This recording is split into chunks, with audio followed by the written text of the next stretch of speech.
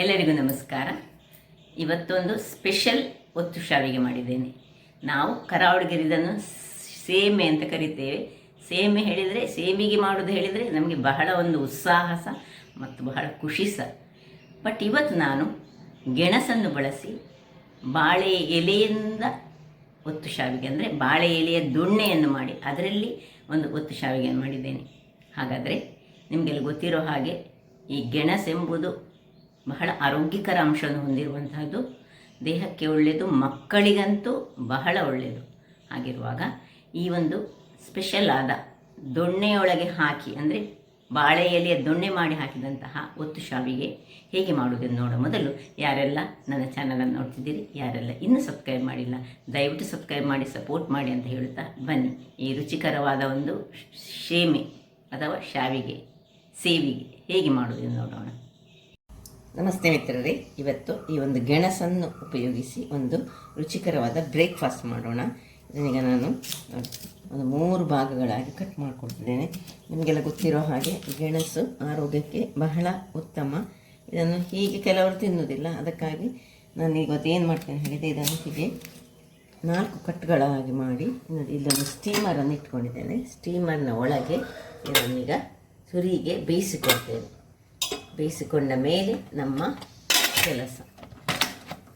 ವೀಕ್ಷಕರೇ, 10 ನಿಮಿಷಗಳ ನಂತರ ಇದು ನೋಡಿ ಬೆಂದಿತಂತ ಒಮ್ಮೆ ಇದನ್ನು ಚೆಕ್ ಮಾಡ್ಕೊಳ್ಳೋಣ. ಹೀಗೆ ಒಳಗೆ ಬೆಂದಿದೆ, ಹೀಗೆ ಒಳಗೆ ಹೋದರೆ ಆಯಿತು, ಇದು ಬೆಂದಿದೆ. ಇದನ್ನು ಆಫ್ ಮಾಡಿಕೊಂಡು ಇದು ತಣ್ಣಗಾಗಲಿ ಬಿಡೋಣ. ಅದು ತಣ್ಣಗಾಗ್ತಿರುವಾಗ ಇಲ್ಲಿ ನಾನು ಮಿಕ್ಸಿಯಲ್ಲಿ ಸ್ವಲ್ಪ ತೆಂಗಿನ ಹಾಲು ಮಾಡ್ತಿರ್ತೇನೆ. ಸ್ವಲ್ಪ ಉಪ್ಪನ್ನು ಹಾಕ್ಕೊಳ್ತಿದ್ದೇನೆ ಅದಕ್ಕೆ. ಈ ತೆಂಗಿನ ತುರಿ, ಇನ್ನು ಬಿಸಿ ತಣ್ಣಗಾದ ನೀರು, ಇದನ್ನು ಹಾಕಿ ಇದರದ್ದು ಒಳ್ಳೆ ಹಾಲನ್ನು, ದಪ್ಪ ಹಾಲು ತೆಗೆದಿರ್ತೇನೆ. ಮಿತ್ರರೇ ನೋಡಿ, ತೆಂಗಿನ ಹಾಲು ರೆಡಿ ಆಯಿತು. ಈ ತೆಂಗಿನ ಹಾಲಿಗೆ ಸ್ವಲ್ಪ ಬೆಲ್ಲ ಹಾಕೊಳ್ಳೋಣ. ಬೆಲ್ಲದ ಪುಡಿ, ಅದು ಜೋನಿ ಬೆಲ್ಲ ಇದ್ದರೆ ಜೋನಿ ಬೆಲ್ಲ ಸಹ ಹಾಕ್ಕೊಳ್ಬೋದು, ನಿಮ್ಗೆ ಎಷ್ಟು ಬೇಕು ಅಷ್ಟು ಹಾಕ್ಕೊಳ್ಳಿ. ಇನ್ನು ಸ್ವಲ್ಪ ಏಲಕ್ಕಿ, ಒಳ್ಳೆ ತೆಂಗಿನ ಹಾಲು ರೆಡಿ ಆಯಿತು. ಈಗ ಖಾಲಿದಂತ ತಿನ್ನೋದಲ್ಲ, ನಾವಿವತ್ತು ಒತ್ತು ಶೇವಿಗೆ ಮಾಡ್ತಾ ಇದ್ದೇವೆ. ನಾವು ಒತ್ತು ಶೇವಿಗೆಗೆ ಇದನ್ನೀಗ ಪಕ್ಕಕ್ಕೆ ಇಟ್ಕೊಳ್ಳೋಣ.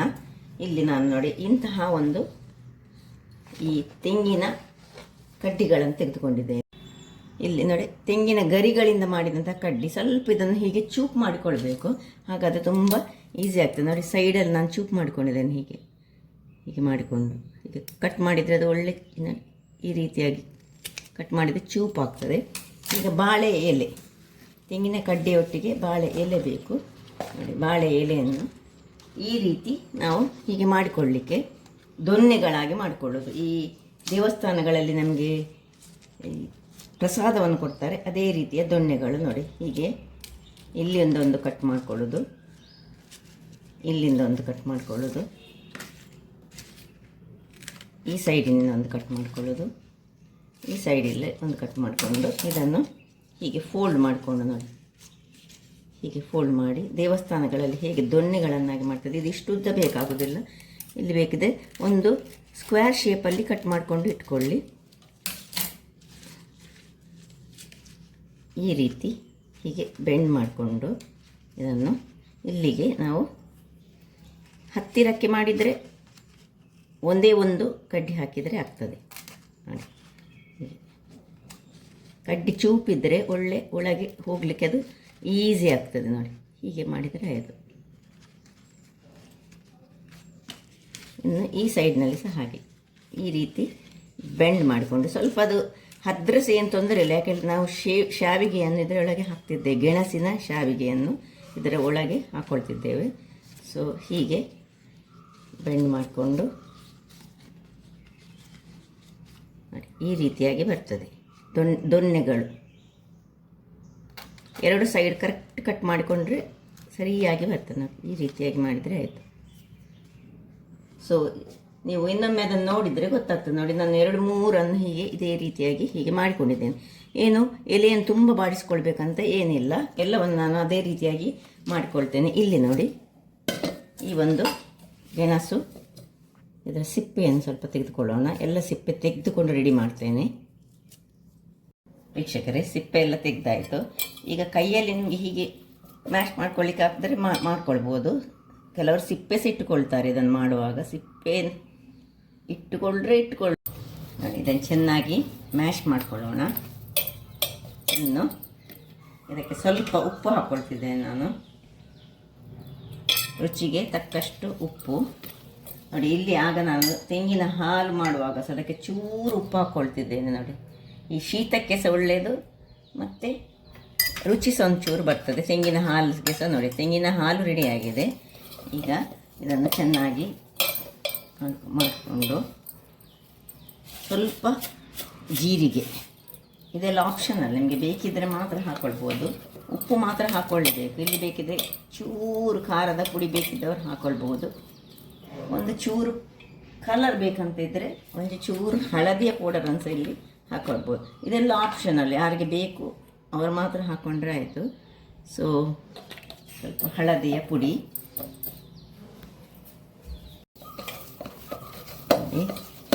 ಹಳದಿ ಹಾಕಿದ ಮೇಲೆ ಸ್ವಲ್ಪ ಒಳ್ಳೆ ಮಿಕ್ಸ್ ಕೊಡಬೇಕು ಇದಕ್ಕೆ.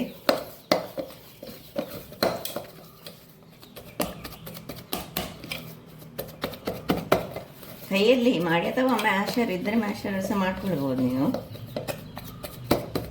ಇನ್ನಿದಕ್ಕೆ ಒಂದು ಲೋಟದಷ್ಟು ಅಕ್ಕಿಯ ಹುಡಿಯನ್ನು ಮಿಕ್ಸ್ ಮಾಡಿ ಒಂದು ಚಪಾತಿ ಟೈಪಿನ ಡೋ ಮಾಡ್ಕೊಳ್ಳೋಣ. ಬೇಕಿದೆ ಸ್ವಲ್ಪ ನೀರನ್ನು ಚಿಮುಕಿಸ್ಕೊಳ್ಬೋದು. ಹೆಚ್ಚು ಹಾಕ್ಕೊಳ್ಳಿಕ್ಕೆ ಹೋಗಬೇಡಿ, ಗಟ್ಟಿ ನಮಗೆ ಡೋ ಬೇಕೀಗ. ನಾನು ಚೆನ್ನಾಗಿ ಇದನ್ನು ನಾದಿಕೊಂಡು ನಿಮಗೆ ತೋರಿಸ್ಕೊಡ್ತೇನೆ. ತುಂಬ ಗಟ್ಟಿ ಮಾಡಿಕೊಳ್ಬಾರ್ದು, ಯಾಕೆಂದರೆ ನಮಗೆ ಈಗ ಒತ್ತಲಿಕ್ಕೆ ಕಷ್ಟ ಆಗ್ತದೆ. ಅದರಿಂದಾಗಿ ನೋಡಿ, ಸ್ವಲ್ಪ ಸಾಫ್ಟ್ ಆದ ಡೋ ನಮಗೆ ಬೇಕು. ನೋಡಿ, ರೆಡಿ. ಈ ರೀತಿಯ ಸಾಫ್ಟ್ ಆದ ಹಿಟ್ಟಾಗಬೇಕು. ನೀವು ಸ್ವಲ್ಪ ಬೇಕಿದ್ರೆ ನೀರನ್ನು ಹಾಕ್ಕೊಳ್ಬೋದು. ಈಗ ನಾನು ಏನು ಮಾಡ್ತೇನೆ ಹೇಳಿದೆ, ಇದನ್ನು 2 ಭಾಗಗಳಾಗಿ ಮಾಡಿಕೊಂಡು ಪುನೊಮ್ಮೆ ಇದನ್ನು ಚೆನ್ನಾಗಿ ಹೀಗೆ ಕೈಯಲ್ಲಿಯೇ ಹೀಗೆ ಸ್ವಲ್ಪ ಹೊತ್ತು ನಾದಿಕೊಳ್ತೇನೆ.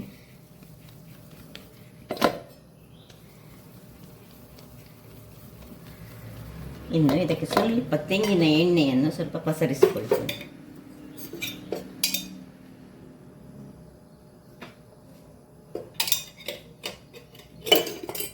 ಇದನ್ನು ಈಗ ಮುಚ್ಚಿಟ್ಟುಕೊಳ್ಬೇಕು, ಇದು ಗಟ್ಟಿ ಆಗ್ತದೆ ಪಕ್ಕ. ಹಾಗಾಗಿ ಒಂದು ಮುಚ್ಚಳವನ್ನು ಮುಚ್ಚಿಕೊಳ್ಳೋಣ ಇದಕ್ಕೆ. ಇದು ಇಲ್ಲಿರಲಿ. ಈಗ ನಾನು ಈ ಚಕ್ಕುಲಿಯ ಒಂದು ಒತ್ತುವ ಮಣೆಯನ್ನು ತೆಗೆದುಕೊಂಡಿದ್ದೇನೆ. ಅಥವಾ ನಮ್ಮ ಹತ್ರ, ನಾವು ಕರಾವಳಿಗರ ಹತ್ರ ಈ ಶಾವಿಗೆ ಒತ್ತುವ ದೊಡ್ಡ ಮಣೆಯೇ ಉಂಟು. ಯಾರ ಹತ್ರ ಇಲ್ಲ ನೋಡಿ ಅಂಥವರು ಇದನ್ನು ಇಲ್ಲಿ ನೋಡಿ, ಈ ಒಂದು ಸಣ್ಣದು ಇದನ್ನು ಹಾಕ್ಕೊಂಡ್ರೆ ಆಯಿತು. ಇದಕ್ಕೆ ಇಟ್ಟುಕೊಂಡು ನಾವು ಇದರಲ್ಲಿ ಈಗ ಇದನ್ನು ಕ್ಲೋಸ್ ಮಾಡಿಕೊಳ್ಳೋಣ. ಇಲ್ಲಿ ಸ್ಟೀಮರನ್ನು ನಾನು ಆನ್ ಮಾಡಿಕೊಂಡು ಇಟ್ಕೊಂಡಿದ್ದೇನೆ. ನೋಡಿ, ಈಗ ಇಟ್ಟಿದ್ದೇನೆ. ಆಗ ಗೆಣಸು ಬೇಯಿಸಿದನ್ನೇ ನಾನೀಗ ಆನ್ ಮಾಡಿ ಇಟ್ಕೊಂಡಿದ್ದೇನೆ. ನೀರು ಉಂಟು ಅದರೊಳಗೆ. ಈಗ ಇದರಲ್ಲಿರುವ ಇದನ್ನು ತೆಗೆದುಕೊಂಡು ಹೀಗೆ ಒತ್ತಕ್ಕೆ ಮಾಡಿ ಇದರೊಳಗೆ ಹಾಕೊಳ್ಳೋಣ. ನೋಡಿ, ಒಂದು ನಾನು ಹಾಕ್ಕೊಂಡದ್ದು ಅಷ್ಟು ಕರೆಕ್ಟಾಗಿ ಬಂತು. ಈಗ ಇದನ್ನು ಮುಚ್ಚಿಕೊಳ್ಳೋಣ.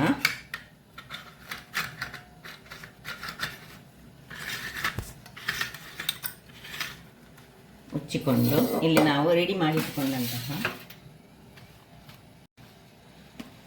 ದೊಣ್ಣೆಗಳಲ್ಲಿ ನೋಡಿ ಹೀಗೆ ಬರ್ತದೆ. ಹೀಗೆ ಹಾಕೊಳ್ಳೋಣ. ಇದು ಕರಾವಳಿಯಲ್ಲಿ ಇದನ್ನು ಗೆಣಸಿನೊಟ್ಟಿಗೆ ಮಾಡೋದಿಲ್ಲ, ಹೆಚ್ಚಾಗಿ ಹೀಗೆ ಖಾಲಿಯಾಗಿ ಸಹ ಮಾಡಿಕೊಳ್ತಾರೆ. ಈ ಎಲೆಯ ಫ್ಲೇವರ್ ಬರುವಾಗ ಇದು ತುಂಬ ಚೆನ್ನಾಗಿ ಬರ್ತದೆ. ಈ ರೀತಿ ಹಾಕೊಳ್ಳೋದು. ಎಷ್ಟಾಗ್ತದೆ ನಿಮಗೆ ಅಷ್ಟನ್ನು ಹಾಕ್ಕೊಂಡ್ರೆ ಆಯಿತು. ಈಗ ಇದರ ಮೇಲೆ ಸ್ವಲ್ಪ ಬೇಕಿದ್ದರೆ ತೆಂಗಿನ ತುರಿ ಸಹ ಹಾಕ್ಕೊಳ್ಬೋದು, ಅಥವಾ ಖಾಲಿ ಹೀಗೆ ಸಹ ಇದನ್ನು ಬೇಯಿಸ್ಕೊಳ್ಬೋದು. ಎಲ್ಲದರಲ್ಲಿ ನಾನೀಗ ಇದನ್ನು ಹಾಕ್ಕೊಳ್ತೇನೆ. ವೀಕ್ಷಕರೇ ನೋಡಿ, ಎಲ್ಲವನ್ನು ಹಾಕ್ಕೊಂಡಾಯಿತು. ಬೇಕಿದ್ರೆ ಇದರ ಮೇಲೆ ಈ ತೆಂಗಿನ ತುರಿಗೆ ಸ್ವಲ್ಪ ಬೆಲ್ಲ ಸೇರಿಸಿ ಹೀಗೆ ಇದರ ಮೇಲೆ ಸಹ ಹಾಕ್ಕೊಳ್ಬೋದು, ಅದು ಸಹ ಆಗ್ತದೆ. ಹೇಗೆ ಸಹ ಮಾಡಿದರೆ ಆಗ್ತದೆ. ಖಾಲಿ ಸಹ ಮಾಡಿ ಹಾಲಿನಲ್ಲಿ ತಿಂದರೆ ಸಹ ಆಗ್ತದೆ. ಯಾವ ರೀತಿ ಸಹ ಮಾಡ್ಬೋದು. ನೋಡಿ, ನಾನು ಬೇಕಿದ್ರೆ ಹಾಕ್ಕೊಳ್ಳೋಣ.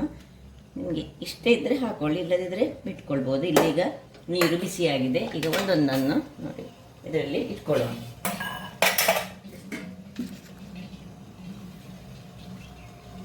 ಇನ್ನೊಂದು 10 ನಿಮಿಷ ಬೇಯಿಸಿದರೆ ಸಾಕಾಗ್ತದೆ. ಇದರ ಫ್ಲೇವರ್ ಇದಕ್ಕೆ ಸಿಕ್ಕಿದರೆ ಆಯಿತು ನೋಡಿ.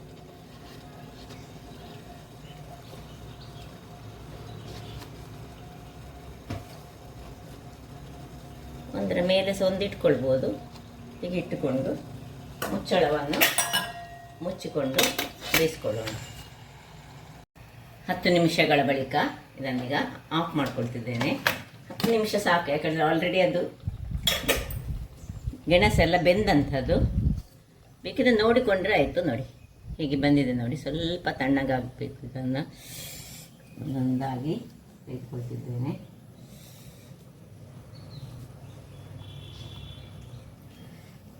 ಎರಡಾಯಿತು. ಈಗ ನೋಡಿ ಮೂರನೇದನ್ನು ಸಹ ತೆಗೆದುಕೊಳ್ತಿದ್ದೇನೆ. ಸ್ವಲ್ಪ ಅದರ ಮೇಲೆ ಇಟ್ಟದ್ರಿಂದಾಗಿ ನೋಡಿ ಹೇಗೆ ಬಂದಿದೆ ನೋಡಿ. ಈಗ ಇದನ್ನು ಈ ತೆಂಗಿನ ಹಾಲು ಹೇಗೆ ಉಂಟು ನೋಡಿ. ತೆಂಗಿನ ಹಾಲಿಗೆ ಯಾವಾಗಲೂ ಬೆಲ್ಲ ಕರೆಕ್ಟ್ ಆಗೋದು. ಬೆಲ್ಲದೊಟ್ಟಿಗೆ ತೆಂಗಿನ ಹಾಲು ಯಾವಾಗಲೂ ನಾವು ಪಾಯಸ ಮಾಡುವಾಗ ತೆಂಗಿನ ಹಾಲು ಯೂಸ್ ಮಾಡಿದರೆ ಬೆಲ್ಲವನ್ನು ಯೂಸ್ ಮಾಡಿಕೊಳ್ಬೇಕು. ಹಾಲು ದನದ ಹಾಲು ಅಥವಾ ಪ್ಯಾಕೆಟ್ ಹಾಲು ಯೂಸ್ ಮಾಡಿದರೆ ಅದಕ್ಕೆ ಸಕ್ಕರೆ ಯೂಸ್ ಮಾಡಬೇಕು. ಯಾಕಂದರೆ ಆಯುರ್ವೇದದ ಪ್ರಕಾರ ಸಕ್ಕರೆ ಮತ್ತು ದನದ ಹಾಲು ಮಿಶ್ರಣ ಮಾಡ್ಬೋದಂತೆ. ತೆಂಗಿನ ಹಾಲಿಗೆ ಬೆಲ್ಲದ ಮಿಶ್ರಣ ಬಹಳ ಚೆನ್ನಾಗಿ ಬರ್ತದೆ. ನೋಡಿ ಏನು ಚೆನ್ನಾಗಿ ಬಂತು ನೋಡಿ. ಹಾಗಾದರೆ ನೋಡಿದ್ರಲ್ಲಿ ವೀಕ್ಷಕರೇ, ಇಲ್ಲಿ ನಾನು ಮಾಡುವಾಗ ನಾನು ಜೀರ ಹಾಕ್ಕೊಂಡೆ. ಈ ಜೀರದ ಬದಲು ಜೀರದ ಪುಡಿ ಹಾಕ್ಕೊಳ್ಳಿದೆವು. ಯಾಕೆಂದರೆ ಇಲ್ಲದಿದ್ದರೆ ನಮಗೆ ಸ್ವಲ್ಪ ಒತ್ತುವಾಗ ಜೀರ ಆದರೆ ಸ್ವಲ್ಪ ನಡುವಲ್ಲಿ ಸಿಕ್ಕಿಕೊಳ್ಳುವ ಚಾನ್ಸಸ್ ಹೆಚ್ಚಿರ್ತದೆ.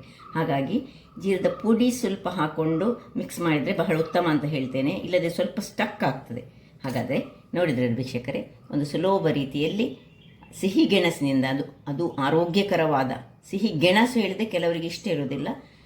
ಈ ರೀತಿ ಮಾಡಿಕೊಟ್ರೆ ಬಹಳ ಚೆನ್ನಾಗಿ ಬರ್ತದೆ. ಇದಕ್ಕೆ ತೆಂಗಿನ ಹಾಲಿನ ಮಿಶ್ರಣ ಮಾಡಿದರೆ ಬಹಳ ರುಚಿಕರ. ಹಾಗಾದರೆ ನನ್ನ ಈ ಕುಕಿಂಗ್ ಚಾನಲ್ ನಿಮಗೆ ಇಷ್ಟ ಆದರೆ ಬೋಳೂರು ಸುವರ್ಣ ಚಾನಲನ್ನು ಲೈಕ್ ಮಾಡಿ, ಶೇರ್ ಮಾಡಿ ಹಾಗೂ ಸಬ್ಸ್ಕ್ರೈಬ್ ಮಾಡಿ ಹಾಗೂ ನನ್ನ ಇನ್ಸ್ಟಾಗ್ರಾಮ್ ಪೇಜನ್ನು ಫಾಲೋ ಮಾಡಿ. ಧನ್ಯವಾದಗಳು.